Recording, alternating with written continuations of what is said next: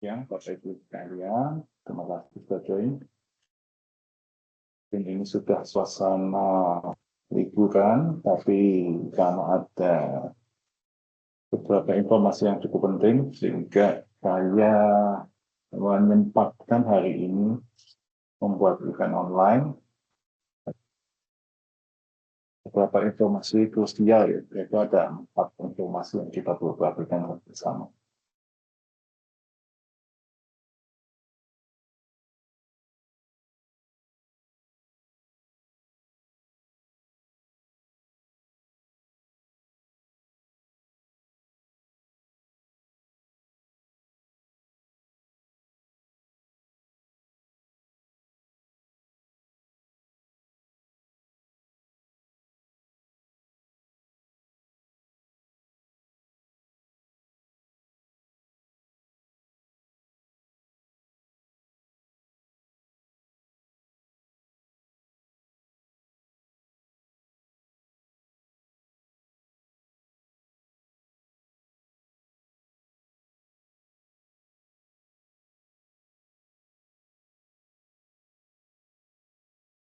Saya segera mulai. Tapi setelah materi saya sampaikan, kita bisa sesi Q&A. Suara saya sudah jelas, Bapak Ibu? Jelas. Oke, baik, terima kasih.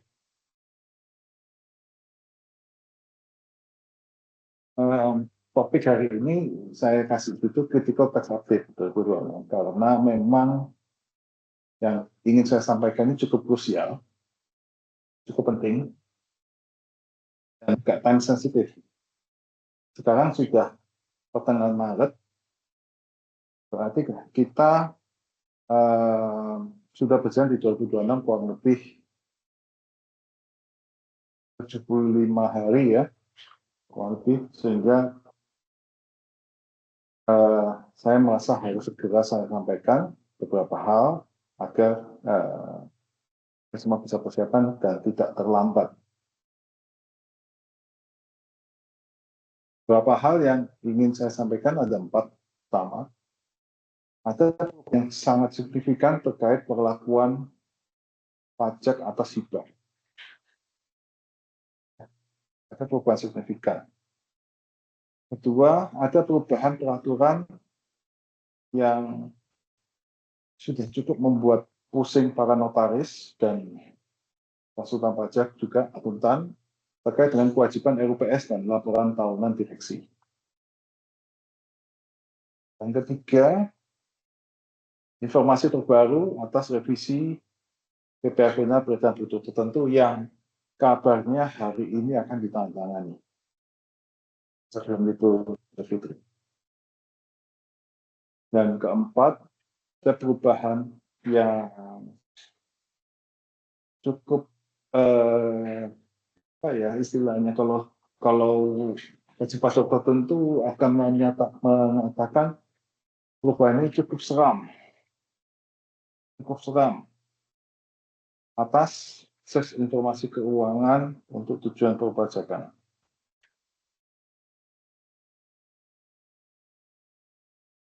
Kita bahas satu-satu.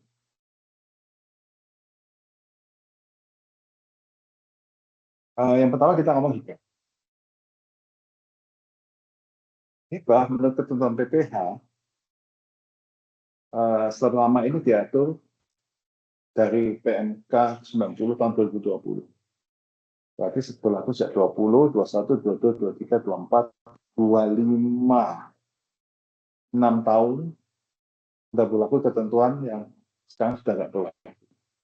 Ada peraturan yang baru PMK 114 tahun 2025 yang berlaku di akhir 25 sampai sekarang dan seterusnya. Mengapa perubahan ini sangat penting? Ada perubahan drastis terkait dengan pengakuan aset hibah. Pada prinsipnya, pemberian hibah kepada keluarga saudara, garis keturunan lurus 1 derajat, berarti sederhananya pemberian hibah kepada anak atau pemberian hibah kepada orang tua itu bukan objek pajak, tidak kena pajak. Yang diubah adalah bagaimana penerima hibah ini mencatat. Aturan yang berlaku per 30 Desember 2025 adalah ini. Kalau bentuk uang dicatat nilai nominal, tidak ada masalah. Kalau bentuk barang dicatat berdasarkan nilai atau harga perolehan pihak pemberi. Berarti sesuai dengan nilai di SPT yang ngasih. Oke ya, sesuai dengan nilai SPT yang ngasih. Jadi kalau ada seseorang menghibahkan katakanlah US dollar, dulu belinya 14.000, sekarang US dollar 17.000, maka tetap setelah dihibahkan, penerima hibah ini tetap nyatet di angka 14.000. Oke ya, itu yang berlaku mulai 30 Desember sampai sekarang. Nah, yang dulu bagaimana? Yang dulu seperti ini, kalau PMK 90/2020, nilai yang dicatat oleh penerima hibah adalah kalau tanah dan bangunan dicatat NJOP. Sedangkan kalau harta selain tanah dan bangunan dicatat sebesar harga pasar saat harta tersebut terjadi pengalihan. Nah, Bapak Ibu bisa lihat di sini, aturan ini bertolak belakang.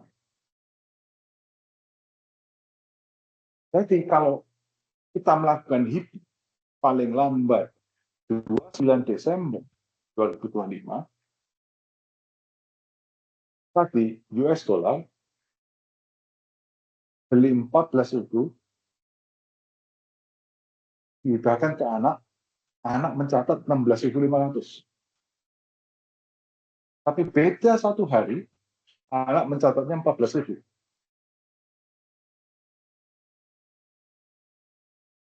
Apa ini krusial? Problemnya adalah sekarang harga emas. Harga emas naik 200% dalam 2 tahun. 24-25 itu naiknya 200%. Dari 1 jutaan menjadi hampir 3 juta. Kalau kita mau menjual emas, karena profit besar, pajak besar. Kemudian falas juga, rupiah melemah sampai 14%. Tapi emas turun 10% di Februari 26. Nah, kalau kita jual emas, atau misalnya SPT kita nggak cukup, kita perlu mengkonversi emas kita, maka emas ini kena pajak lumayan gede. Kalau kita menggunakan aturan yang PMK 90 ini, kita bisa melakukan value reset dengan cara menghibahkan aset kepada anak atau kepada orang tua. Tapi syaratnya tentunya anak kandung yang telah dewasa atau orang tua yang masih wajib pajak aktif.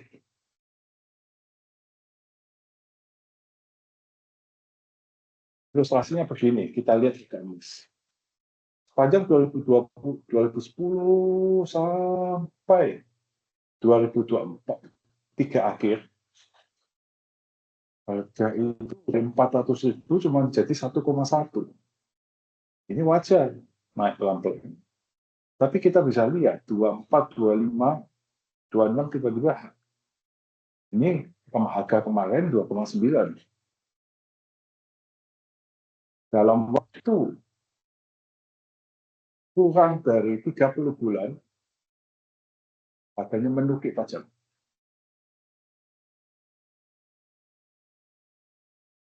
Ilustrasi gini, untuk lebih memudahkan. Katakanlah ada seseorang punya emas Polen 2015 melalui TA, 2.000 gram. Waktu TA itu 500.000. Berarti total harga belinya 1 M. Di SPT Pak Adi dapat 1 M. Ya. Kemudian, misalkan dihibahkan pada 23 Desember ke anaknya, misalkan, maka anaknya akan mencatat harga perolehan emas ini di 2,5 per gram. Tetapi kalau dihibahkan di 2026 atau 27, misalkan, anaknya akan mencatat di 500.000 per gram, seperti harga perolehannya terjadi. Nah, usul saya kalau demikian, bagaimana kita bisa melakukan value reset? Maka, kita balik dulu. Kalau misalkan 2026 dijual ke harga kemarin 17, hari ini 17 Maret, harga kemarin ini adalah dijual harga buyback. Kita nggak pakai harga pasar, tapi harga buyback di 2744. Maka Pak Adi ini kena capital gain sebesar 2.244.000 per gram. Alias kalau 2 kilo berarti 4,4 M. Kita bisa bayangin 2244 kali 2 kilo 4488 kali 30%, 1,3 M PPH. Tapi dengan misalkan dihibahkan sebelum PMK 144 berlaku, kita bisa menghindari capital gain sebesar itu. Ini yang kita harus pertimbangkan bersama. Ya, ini yang kita harus pertimbangkan bersama. Kita lanjut ke topik yang kedua sekarang. Ini ilustrasi ini. 4488 tambah BPS kalau untuk menjual atau mengkonversi emas tersebut menjadi rupiah.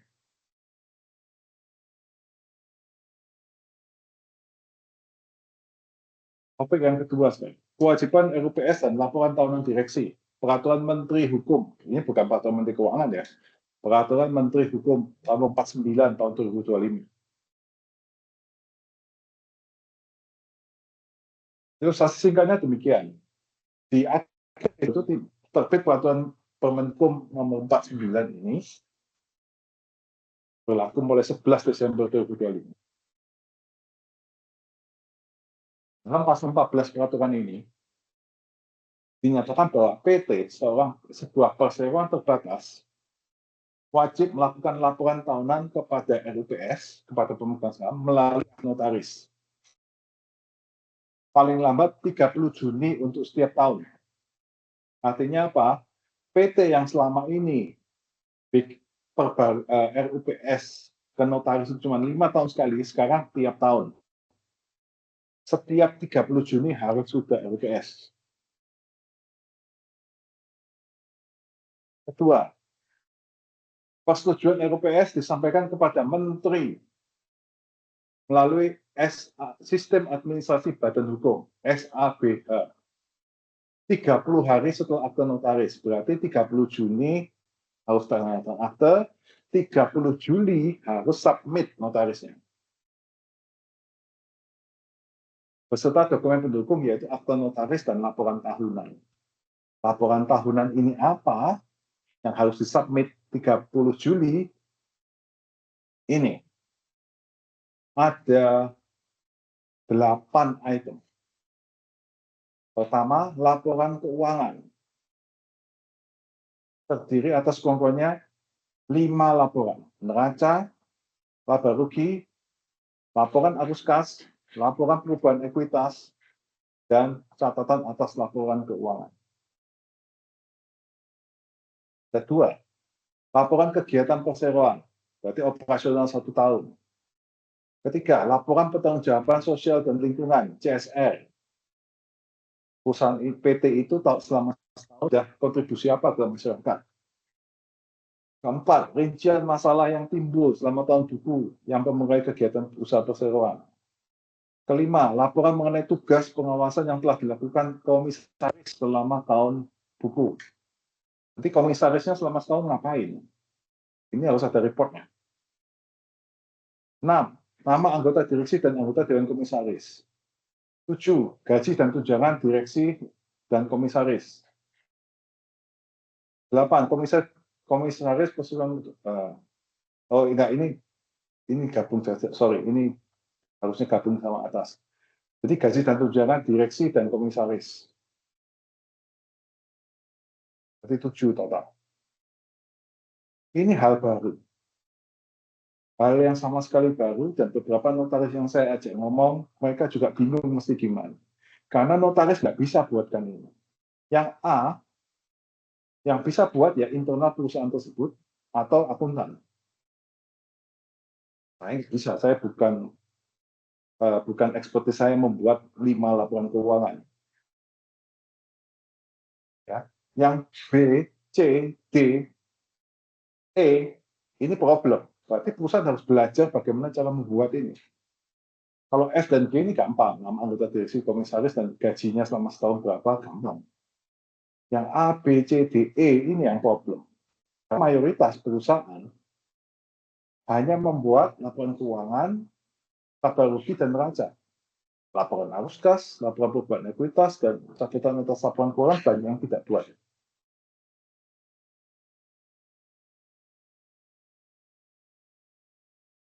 Sanksinya apa kalau nggak submit, nggak melakukan RUPS? Maka perusahaan modal yang tidak melaksanakan kewajiban kena sanksi oleh Direktur Jenderal Hukum Umum (AHU). Sanksinya berupa teguran tertulis dan pemblokiran akses. Teguran tertulis no problem ya, teguran tertulis no problem. Kalau pemblokiran akses ini problem. Berarti apa? Tidak bisa merubah akte PT. Blokir pada sistem SABH berarti tidak bisa merubah akte PT. Nggak bisa ada pergantian direksi, nggak ada pergantian pemegang saham, nggak bisa meningkatkan modal, nggak bisa ngapa-ngapain. Nggak bisa jual saham, nggak bisa ganti. Pokoknya semua terkait yang perlu akses sistem administrasi badan hukum nggak bisa dilakukan. Ini Bapak Ibu yang kita harus perhatikan kalau bentuk PT per tahun 2026 ini, laporan-laporannya harus dipikirkan bagaimana cara buatnya. Beberapa notaris yang saya ajak ngomong, mereka menyatakan, selain mereka sudah enggak tahu apakah ini bisa dilakukan atau tidak, kita juga ngomong peraturan turunan Permenkum ini belum ada. Jadi ada kemungkinan 2026 ini akan skip. Untuk pertama kali mungkin nggak perlu melakukan. Tetapi tahun depan, nah ini problem. Ya, tahun depan persiapan. Jadi setidaknya kita mungkin sekarang juga harus sudah persiapan. Ya, contoh Pasar Gunung ini juga bentuk PT, saya pun juga harus mempersiapkan laporan ini. Kita coba bagaimana caranya. Ya, jadi Bapak Ibu semua yang berbentuk PT ini harus diperhatikan. Apakah 30 Juni 26 ini harus? Kita belum tahu. Tapi kalau 30 Juni 2027 untuk tahun buku 26, sepertinya ya.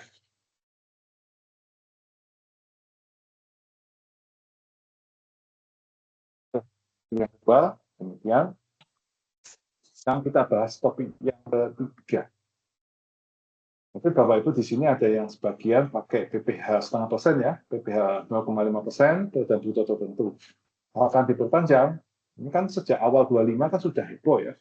Diperpanjang tidak, diperpanjang nggak keluar, diperpanjang nggak keluar. Menteri A ngomong begini, Menteri B ngomong begini, ganti Menteri Keuangan yang baru juga ngomongnya lain lagi. Ya, ada 3 pihak yang terlibat di sini. Menteri Keuangan adalah Hartanto, kemudian Menteri Keuangan sekarang Pak Purbaya, dan Menteri Koperasi dan UKM. Jadi pada prinsipnya draft peraturan revisinya di akhir 25 sebetulnya sudah ada, sudah siap ditandatangani. Tetapi ditarik oleh Menteri Koperasi dan UKM. Tarik untuk direvisi karena terjadi perdebatan.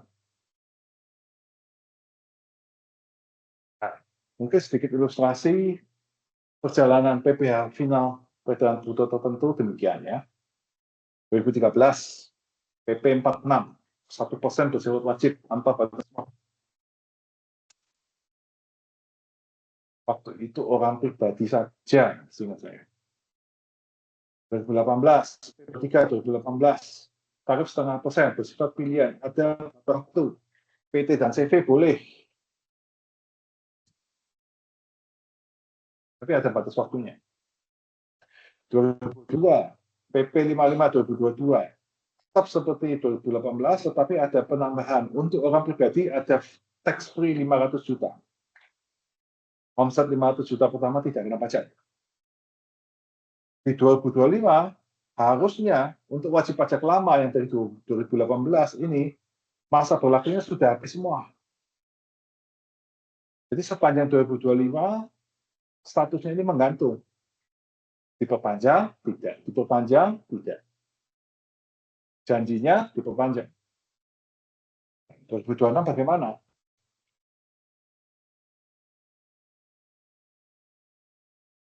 Informasi terbaru per minggu ini sedang siap diundangkan. Sudah, harusnya hari ini tanda tangan. Hari ini tanda tangan berarti akhir bulan akan di-publish.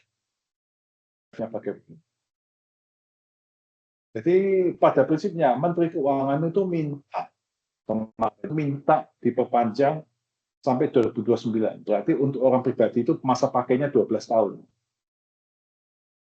Tetapi Menteri Koperasi dan UKM minta untuk orang pribadi itu tanpa batas.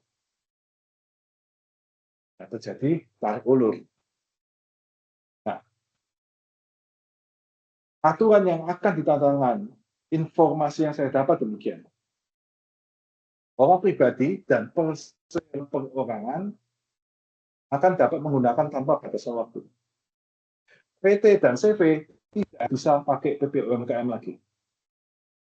Jadi jika bikin PT biasa atau CV, nggak boleh. Walaupun PT baru.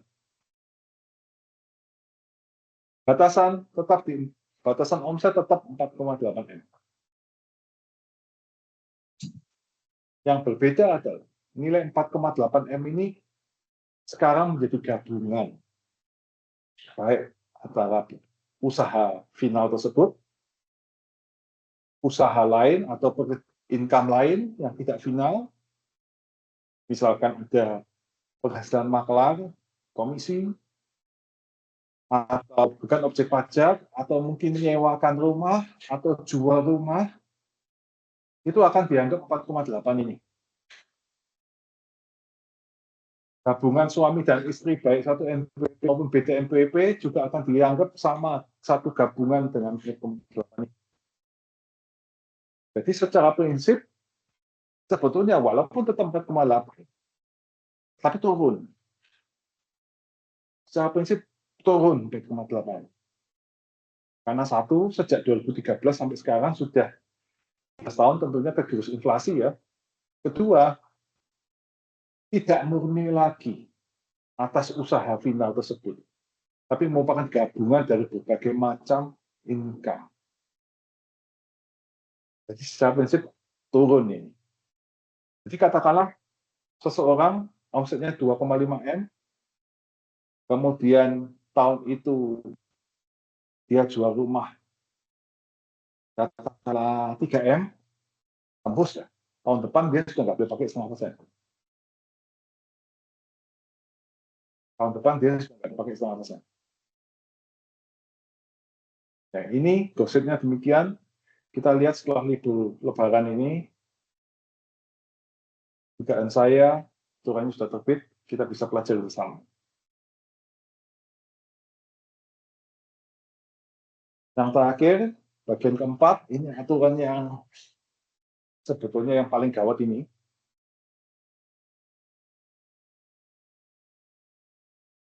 Perlu saya ingatkan kembali bahwa sebetulnya aturan ini aturan lama, tapi ada perubahan. Di update tahun 2025 lagi. PMK 108 2025. Ini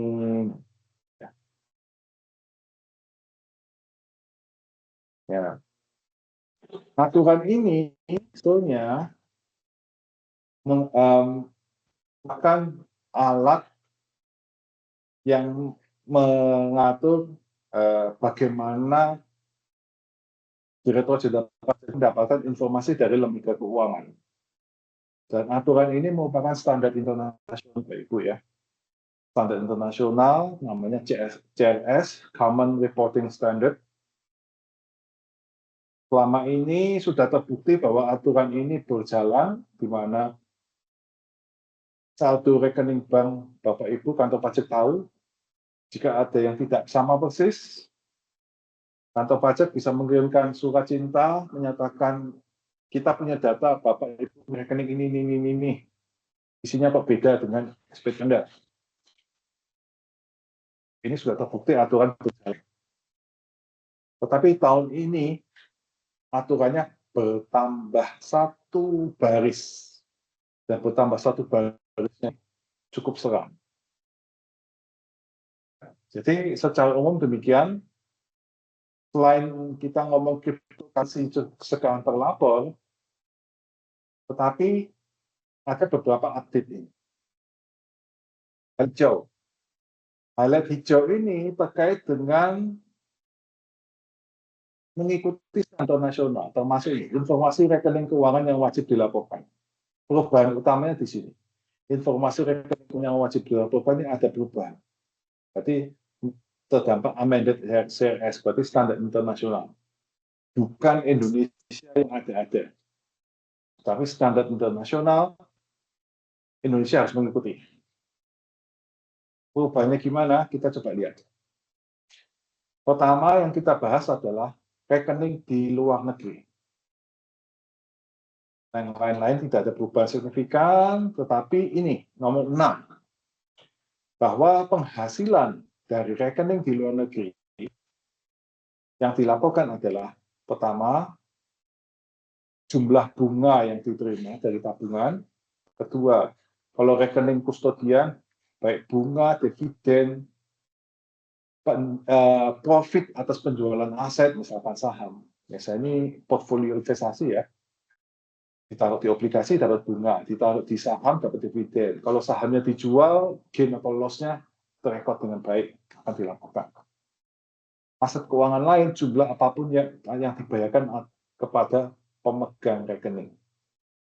Berarti rekening luar negeri, income-nya harusnya sudah terekod dengan rapi dan kantor pajak akan dapat. Selama ini, kantor pajak sering dapat informasi yang salah, datanya salah. Terkadang pencairan deposito pokok bunga masih tercatat sebagai bunga saja. Harusnya setelah ini tidak split. Pokoknya dan bunganya akan di-split. Ini yang luar negeri perubahan signifikannya demikian. Sekarang rekening dalam negeri. Kita bahas satu-satu. 6 ya. Yang pertama identitas. Sekarang pakai NIK semua. Nggak pakai NPWP lagi, semua NIK. Karena DJP sudah pakai NIK, berarti harusnya semua rekening akan terrecord pada NIK yang terregister. Nah, nomor rekening keuangan terlapor. Ini informasinya, nomor rekening ini juga tidak berubah seperti yang dulu, tidak masalah. Nomor 4 sekarang, saldo. Saldo kan ada per 31 Desember untuk rekening simpanan, saldo tabungan dan bunga, efek atau nilai aset bersih, rekening dana, RTN, polis kontrak nilai tunai. Untuk ketentuan mengenai saldo rekening tidak banyak berubah. Sama, bahwa untuk perusahaan tidak ada batasan saldo, semua akan terlampau. Untuk pribadi, batasan portfolio di satu bank masih 1 M. Jadi misalkan saya punya rekening total di BCA 1,2. 10 macam rekening, maka akan terlapor semua. Tapi kalau saya punya 10 macam rekening, nilai totalnya 999, itu tidak terlapor saldonya berapa. Ya, ini satu ya. Yang saya tekankan ada yang nomor 5. Mulai Januari 2026, ada penambahan informasi baru, yaitu ini.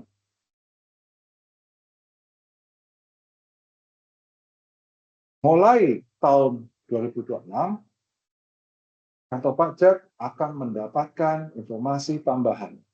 Setiap rekening, total akumulasi mutasi debit setahun dan total akumulasi mutasi kredit setahun akan diterima oleh kantor pajak.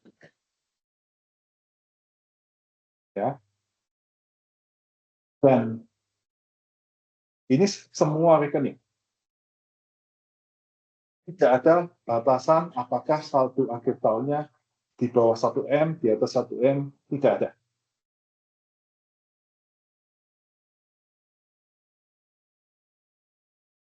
Banyak pihak yang saya infokan perubahan ini pada cepat kepala semua. Jadi kita harus perhatian bahwa tahun 2026 berapa uang masuk ke rekening kita, apa rekening kita, kantor pajak akan tahu uang masuk maupun uang keluar. Karena uang keluar juga tetap, maka praktek yang biasa dilakukan orang di akhir tahun, dana dari rekening ditarik tunai, simpen di bawah bantal, terus awal tahun dimasukkan lagi, tetap akan terlacak. Percuma bukan itu. Karena justru akan terlihat ada mutasi keluar dan di awal tahun ada mutasi masuk.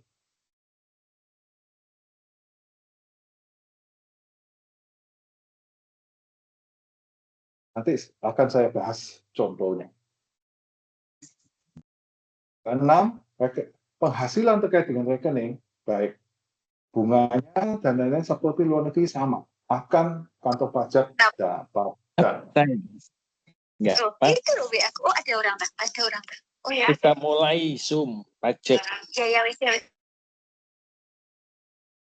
Jadi informasi ini kantor pajak yang dapat cukup detail. Nah, ini contoh kasusnya. Misalkan kasus A. Ada Mr. A, ada 4 rekening. Misalkan demikian, debit kredit setahun. Rekening A, netnya positif 1 M. B positif 100 juta. C negatif 300. D positif 2 M. Totalnya 4 rekening positif 2,9 M. Misalkan. Kita ngomong, apakah ini risiko tinggi atau tidak? Bukan berarti ya, ini income-nya ngomong 2 M. Lapor di SPT 2 M tahun 2026. Salah demikian. Total mutasi kredit 13, sudah disebut 10 M. Net mutasi 3 M. Apakah ini bahaya? Bukan berarti kalau kita mau punya income, mutasi masuknya itu harus 2 M. Enggak juga. Enggak juga kayak gitu. Contoh profil. Kalau kita bukan pengusaha, profilnya misalnya pekerja bebas atau pegawai, direktur, misalnya, terima gaji. Kita punya income 2 M. Uang ini kan masih kita bisa gesek-gesek, transfer ke anak, transfer internal rekening kita, dan lain-lain. Kita taruh deposito, cair, itu kan masuk, keluar, masuk, keluar, masuk, keluar. Itu masih oke. Selama kita lihat income 2M, asetnya cukup, misalkan sampai dengan 5 kali lipat, mutasinya masih oke. Ya, masih oke. Kalau bisa 2 kali, 3 kali saja. Contoh yang kedua ini, Mr. B ini pengusaha, omset UMKM lah. Total mutasi kredit 13, mutasi debit 20M. Total minus 7M. Net mutasi negatifnya 7M. Kalau yang kasus B ini, kalau kacamata saya, ini high risk. Kenapa? Kok minus? Indikasi dia mengosongkan rekening. Tarik tunai di akhir tahun. Kalau omsetnya dugaan kantor pajak, wah ini omsetnya di atas 4M, di atas 4,8. Harusnya mungkin omsetnya 10 atau 13.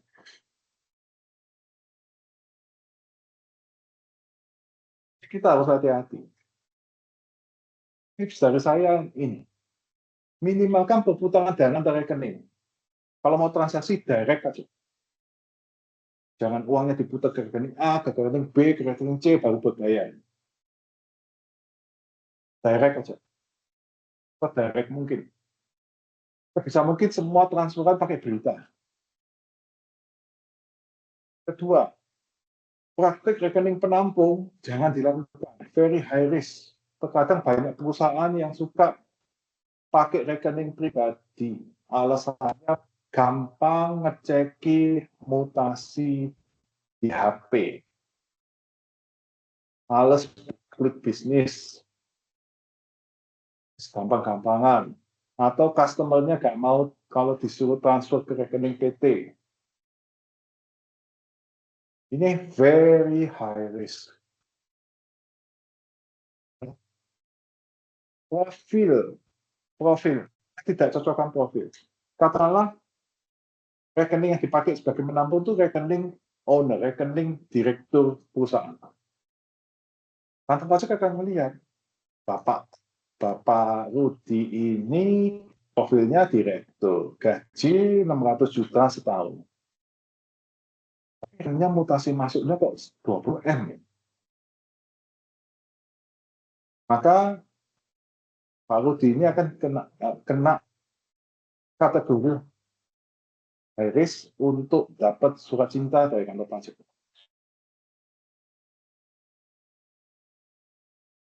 Kita harus berusaha menurunkan resiko-resiko ini.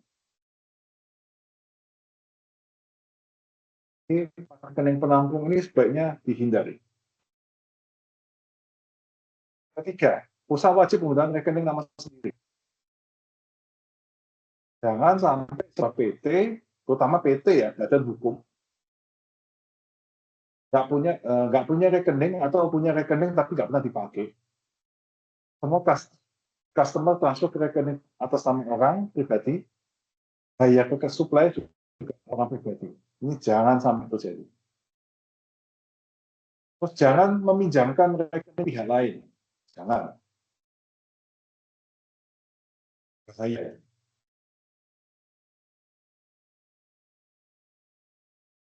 Kemudian jika omset di SPT ternyata lebih kecil, omset ya kita ngomong sales atas bisnis. Omset di SPT ternyata lebih kecil dari mutasi kredit. Ini warning, lampu kuning atau lampu merah. Selama bisa dijelaskan karena ada perpindahan antar rekening. Kadang perusahaan punya 2-3 rekening ya. Satu rekening untuk terima uang, satu untuk bayar supplier. Selama yang seperti itu bisa di offset, itu no problem. Tapi kalau nggak bisa dijelaskan, ini akan menjadi trigger terbitnya surat cinta. Kalau kita bisa jelaskan, belum. Tapi kalau nggak bisa dijelaskan,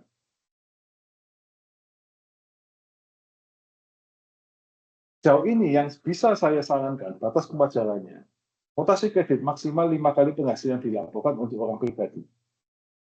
Karena orang pribadi itu masih terkadang mengelola dana ya, deposito ditempatkan, deposito cair, atau aset ini dicairkan diganti aset lain, itu masih mutasinya akan terlihat kecil. 5 kali lipat dari income-nya masih oke.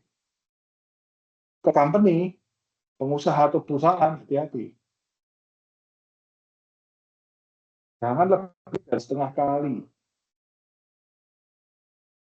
Omset 100 M, mutasi masuk misalkan 300 M. Gawat ya. Omset 50 M, mutasi masuk 150 M. Bahaya. Ngapain uang diputar-putar? Karena asumsinya kalau perusahaan, uang masuk adalah omset. Uang masuk lain, pinjaman dan lain-lain tidak mungkin segede omset. Kalau orang pribadi masih oke. Kecuali jauh sekali ya. Kecuali jauh sekali, misalkan income 1 M, aset 20 M, uang masuk 50 M. Gawat itu. Berarti ada side business. Oke, jadi demikian materi yang bisa saya sampaikan hari ini. Mungkin dari Bapak Ibu silakan kalau ingin ada pertanyaan silakan raise hand dulu. Jadi kita coba bahas.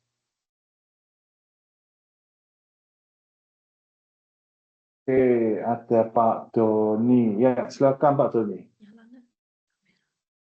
Selamat siang, Pak Ali. Bisa dengar suara Ya. saya, Pak? Bisa, silakan Pak. Pak Ali, yang tadi yang menakutkan itu loh, Pak, yang pihak pajak bisa dapat akses data kita, itu sampai berapa tahun ke belakang, Pak? Pada prinsipnya mulai 2018.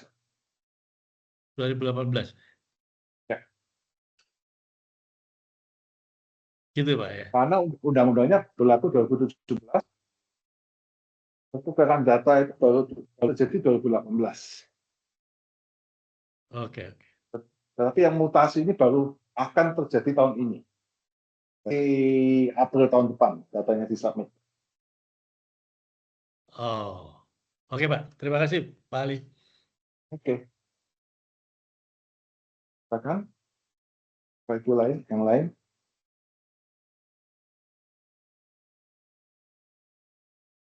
Ali. Pak William, silakan Pak. Pak mau tanya, ini kan suaranya kecil Pak, bisa agak dideketin ya. halo, iya, sekarang jelas, Pak Ali. Ya, oke. Ya, Pak Ali kan istri saya kan mau gabung sama saya, Pak Ali tahu ya, SPT-nya. Nah, itu kan dia kebetulan kan dia ada aset di Binance ya, di kripto luar. Cuma dia takut kalau digabungkan sekarang terlalu besar, karena memang dulu tuh dia nggak tahu kalau harus dilaporkan ya. Nah, terus dia ini bingung, ini di tahun untuk tahun ini ya, yang pelaporan tahun ini sebaiknya langsung dijabarkan semuanya atau gimana ya? Dia sempat bingung juga sih. Kayaknya sih nggak dilaporkan dulu, tapi nanti bahaya nggak ya? Tapi bukan nilai market saat ini, tetapi waktu dulu invest masuknya berapa? Dilaporkan itu aja. Tapi harus ya, takutnya nanti ada Harus. biaya selisih. Baiknya harus. Tetapi kecukupan historical asetnya dari tahun ke tahun harus diperhitungkan dulu. Jangan misalkan sebetulnya cukup totalnya 2M, tapi ternyata dilaporkan 5M. Itu bunuh diri nanti. Nah, kalau di kripto kan nilai beli sama nilai jual kan agak susah ya nge-tracknya ya. Cuma sekilas tuh katanya mirip-mirip lah, soalnya kan beli waktu tinggi ya. Jadi dilaporkan aja. Estimasi aja. Kalau memang agak kesulitan, ya mau pakai market value saat ini masih nggak. Tapi kalau bisa di-track, dan terutama misalkan harga belinya dulu rendah, ya extra effort sedikit, tapi ya lumayan. Tapi tadi seperti Pak Ali bilang harus dilaporkan semua ya, aset-aset orang ini memang di tahun ini. Terutama kripto itu 2026 mulai masuk monitoring. 2025 belum sebetulnya kan. 2026 yang masuk monitoring. Untuk yang tahun depannya berarti ya. Mungkin problemnya kalau 2025 lapor, misalkan mau ngomong ada penjualan di 2026 kan mau jual apa? Nanti bisa di ini ya, diobrolkan lebih lanjut ya mungkin sama Kak juga mungkin. Oke, itu aja sih paling. Thank you. Oke, next Pak Handoyo ya, silakan Pak.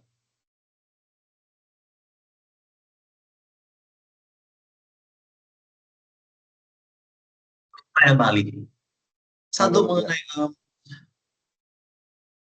yang saldo, kalau orang pribadi saldo di atas 1 M itu dilaporkan. Tapi di bawah 1 M total mungkin per bank nggak dilaporkan. Tetapi kalau yang mutasi debit kredit itu tidak ada ampun. Mau orang pribadi. Karena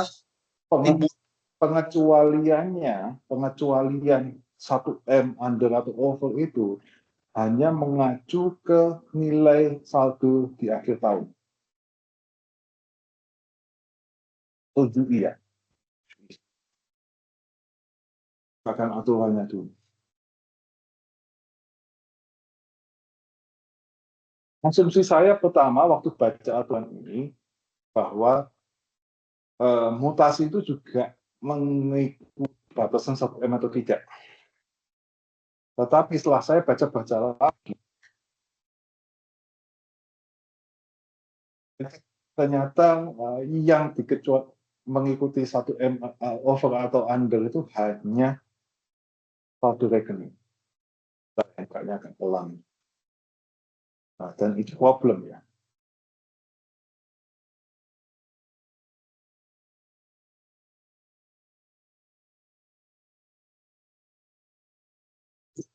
Semua dilaporkan ya. Jadi begitu kan ya, mutasi debit kredit. Mau uang orang yang uangnya banyak, sedikit perusahaan pribadi semua laporkan berarti ya.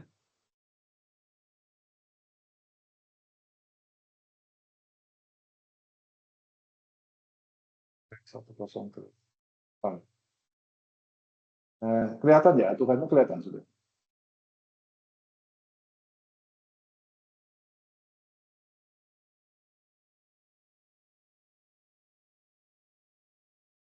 Pasal 35. Jadi di sini ya, pasal 35, ini adalah pasal 35 ayat 1, yang saldo rekening itu huruf D, yang akumulasi huruf E. Nah, kita sekarang melihat pengecualian. Ayat 8, saldo rekening keuangan disampaikan pada ayat 1 huruf D, berarti saldo aja ya, berlaku ini, pengecualian. Kalau paling sedikit jumlahnya 1 M per lembaga keuangan. Artinya, yang dikecualikan kalau di bawah 1 M tidak dilaporkan hanya ayat 1 huruf D, yaitu saldo. Akumulasi, nomor rekening, dan lain-lain, itu tetap dilaporkan. Wah, banyak orang bilang mengenai konteks ini karena detail sekali. Orang bilang, apa tidak bahaya kalau nomor rekening semua kita laporkan, semua angkanya? Apa mungkin kita laporkan 5 digit terakhir dari nomor rekening supaya lebih aman begitu? Itu aja. Terima kasih. Soalnya begini, kita cantumkan nomor rekening lengkap itu tujuannya kalau kita dapat surat cinta, kita bisa jawabnya lebih enak. Katanya cocok dengan mereka, dan kalau bisa nomor rekeningnya cocok, saldonya cocok, tentunya harapannya data ini bisa dicocokkan sama. Surat cinta nggak jadi terbit. Harapannya demikian. Jadi pada prinsipnya lebih direkomendasikan kita laporkan detail. Antara diterbitkan surat cinta tapi kita bisa jawab, atau tidak diterbitkan surat cinta, kalau bisa nggak terbit ya. Jadi kalau saya rasa sih mendingan detail. Oke, baik. Terima kasih. Oke, ya.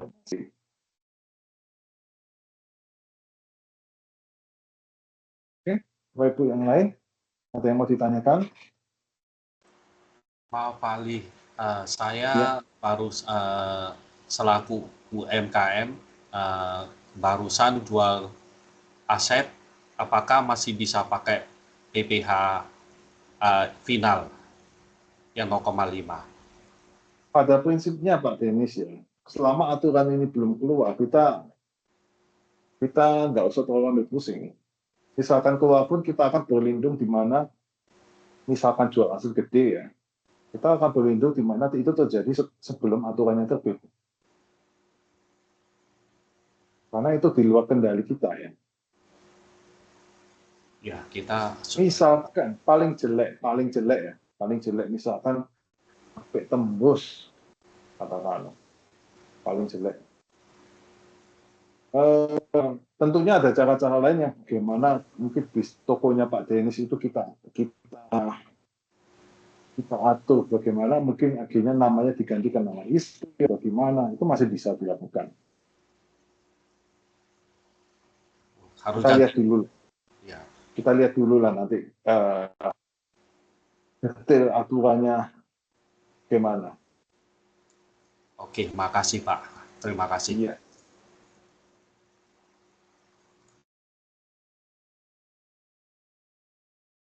Mungkin ada yang lain, silakan.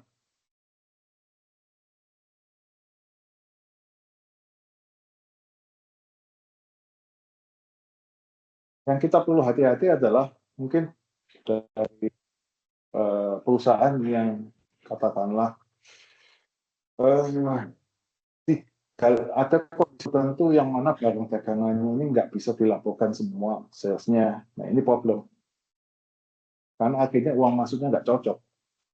Sales yang terlapor. Atau tadi rekening penampung.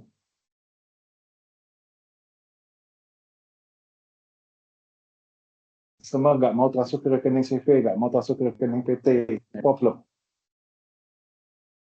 Karena kalau menggunakan rekening pribadi, terutama rekening pribadinya owner, otomatis kita akan menimbulkan resiko baru kepada owner ini.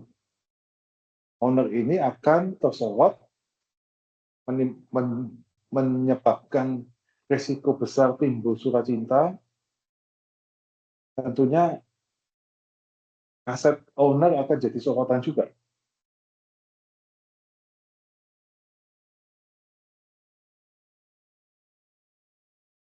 Sebetulnya saya mau menyampaikan materi ini sudah 1 bulan lalu, tapi nggak sempat, sibuk ini. Tapi ini sudah mau libur lebaran. Kalau nggak segera saya sampaikan nanti terlambat, ya saya sempatkan hari ini. Jadi kita harus sama-sama evaluasi masing perusahaan, apa yang dari materi ini terdampak, apa yang menjadi risiko, coba dievaluasi. Jika perlu lebih lanjut bicara, kita akan coba bicarakan mungkin setelah libur atau setelah musim SPT selesai, bulan Mei, kita bicara apa yang harus dilakukan. Kalau perlu segera bisa kontak ke saya atau ke saya. Pada intinya kita nggak boleh berdiam diri, harus antisipasi. Ya, silakan. Ya, halo, sore Pak Ali. Mau Ya. tanya, kalau rekening bank kan tadi katanya di-track semua, jadi debit kredit saldo dicek semua. Kalau rekening seperti e-wallet kayak GoPay, OVO dan lain-lain itu apa di-tracking juga? Thank Mulai you. tahun ini ya. E-wallet tahun ini ya, 2026. Termasuk di aturan PMK 108 itu termasuk e-wallet. Jadi seperti OVO, GoPay, Link-Aja, ShopeePay, itu termasuk. Pun juga. Jadi intinya gak repot ini, sebentar ya. Saya tunjukkan sebentar. Kalau saya rasa sih untuk usahanya Pak Albert tidak terlalu ada masalah signifikan sih saya rasa. Cuman ini ya, jadi gini. Produk uang elektronik tertentu.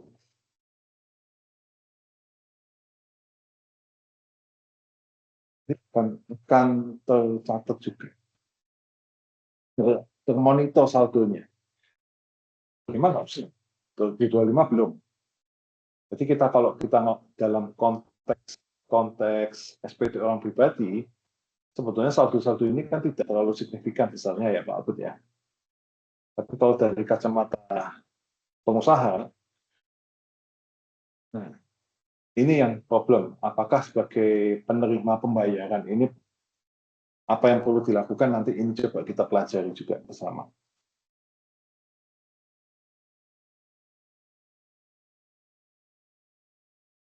Oke, mungkin Pak Abud ada lagi? Nggak ada, udah, makasih. Oke, baik. Thank you. Bapak Ibu, yang lain ada yang ingin dibicarakan, diskusi, mungkin mau mengeluh apa silakan. Kalau bisa ada yang bisa kita solusi, kita coba carikan. Oke, Pak Andoyo lagi ya, silakan Pak. Ya. Untuk isi Cortex, Anda ada kayak tips-tips atau hal apa yang perlu kita perhatikan? Itu aja. Terima kasih. Ya, sejujur mungkin lah untuk data-datanya ya. Serapi mungkin, sejujur mungkin. Kalau informasi yang belum tahu ya mungkin belum diisi sebisanya dulu, kalau perlu nanti dibetulkan. Dan kalau bisa ngisinya belum tanggal 25 selesai dah. Saya takutnya setelah libur lebaran ini kodenya jebol. Terima kasih Pak Ali. Oke. Yang lain? Ini sudah 14.30. Oke, ya Pak Abad silakan. Halo, kok materinya Ya. ini nanti bisa di-share nggak sambil saya pelajari? Saya coba taruh di chat sini. Kalau bisa di-download, coba di-download. Oh ya, oke. Saya coba taruh di chat room sih.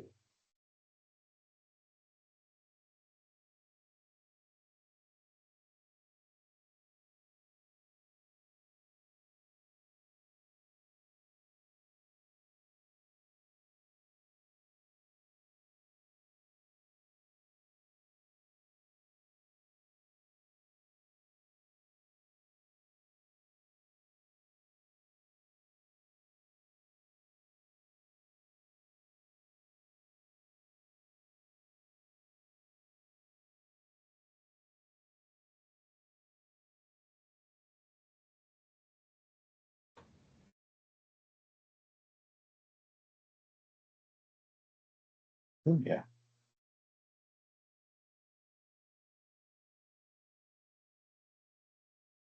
Bisa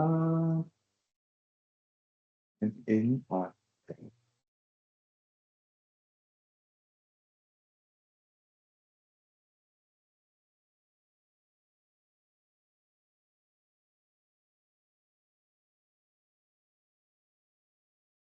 Ya mungkin ada yang ingin tanya yang lain, silakan.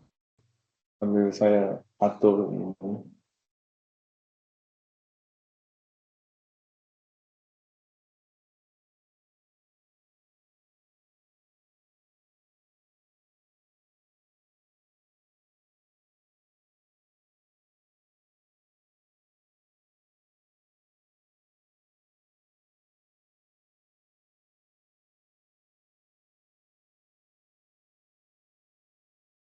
Pak Ali.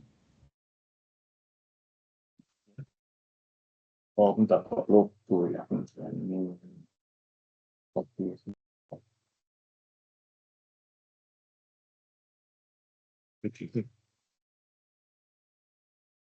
Oke, nanti coba saya melalui step aja ya, saya coba ikan. Oke, silakan.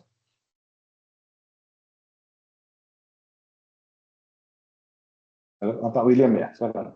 Ya. Sementara nggak mundur Pak ya, untuk ini kan ada libur lebaran saya untuk pelaporan SPT tahun ini. Nggak pernah ada mundur, Pak, kecuali ada error sistem ya. Tetap Kalau ada ya. error sistem, ya. Tapi kalau terkait dengan mundur, tidak pernah terjadi terjadi dispensasi mundur itu nggak pernah, Tahun lalu kan kecuali juga ada, Bro. karena sistemnya jebol. Oh, oke. Siap.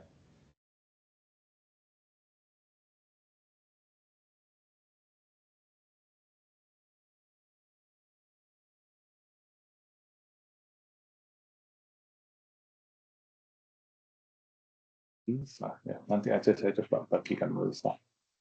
Oke, kalau tidak ada pertanyaan lain, mungkin kita untuk hari ini cukup ya, Bapak Ibu. Terima kasih semua sudah join. Jika ada pertanyaan lebih lanjut, bisa coba kita koordinasi nanti ke depan. Tapi intinya, tolong beberapa hal yang tadi saya sampaikan diperhatikan, dievaluasi internal jika memang beresiko untuk Bapak Ibu. Nanti kita akan coba carikan solusi bagaimana meminimalkan risiko tersebut. Oke, terima kasih. Selamat siang semuanya. Terima kasih Pak Ali, terima kasih. Thank you. Terima kasih Pak. Terima kasih Thank Pak you, Ali. Ko. Terima kasih Terima Pak. kasih Pak.